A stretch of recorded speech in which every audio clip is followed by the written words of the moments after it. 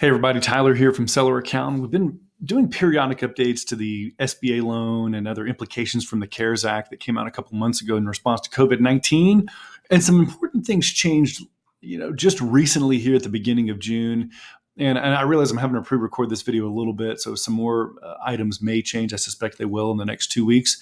But I wanted to give you what the most current information we found looking at the SBA's website, looking at the Treasury Department's website. And so let me just walk you through a couple of quick slides I put together for you. This is rudimentary here. So the three really important new guidelines and a deadline you need to be aware of.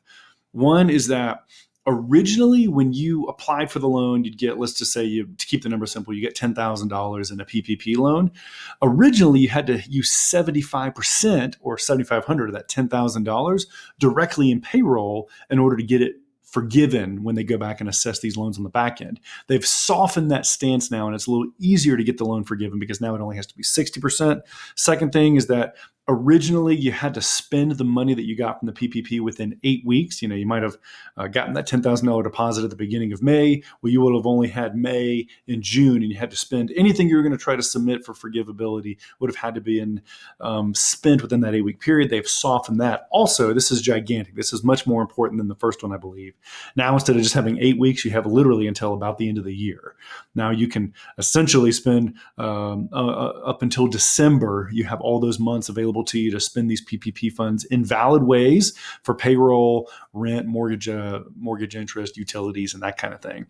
But it buys you a ton of time to slowly rehire people. And the reason you can slowly rehire people is that the third guideline that they changed is that originally you had to have all of your laid off workers back on the payroll by the end of this month, by June 30th of 2020. But that's no longer the case. This new update of the PPP now extends that deadline to the end of the year. So as long as your team has been rehired by the end of 2020, you can still enjoy the forgivability. You don't have to try to rush to go and hire them. The reason this is so important is that we had a lot of our clients at Seller Accountant that were in this weird catch-22 where they were in a state where either they were in a state where their employees couldn't come back to a warehouse because of lockdown orders, which were valid, by the way, but they just couldn't come back, or they were getting paid so much through the unemployment benefit system that had been expanded that they didn't have an incentive to come back to work. And so the employers were having to decide, are we just kind of jerks about this, or do we just pay them to sit at home? What do we do here?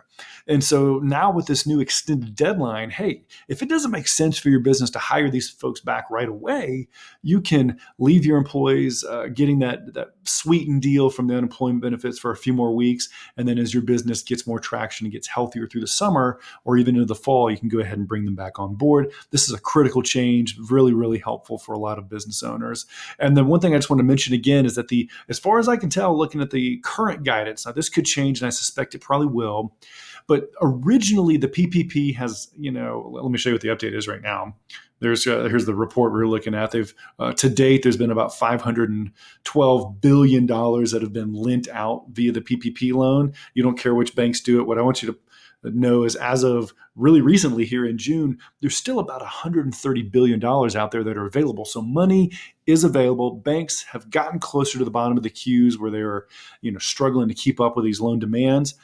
But as far as I can tell, the deadline to actually apply for the PPP is still the end of June here. Now, they will probably extend this, to be honest with you, but I wouldn't wait if I were you. Now is a good moment before it hits the news again. If your business has been slowed down in any way, I don't care if it's vertical, if you're getting more profitable, if you're getting bigger right now, but if you've been slowed down, if your supply chain has been slowed down because of COVID-19 and you haven't applied for the PPP yet, I would highly encourage you to call your banker, call your local bank that you have a relationship with, look through your situation in detail and see if you might qualify for these loans, because now that they have this now extended grace period, it's going to be a lot easier to get these loans forgiven.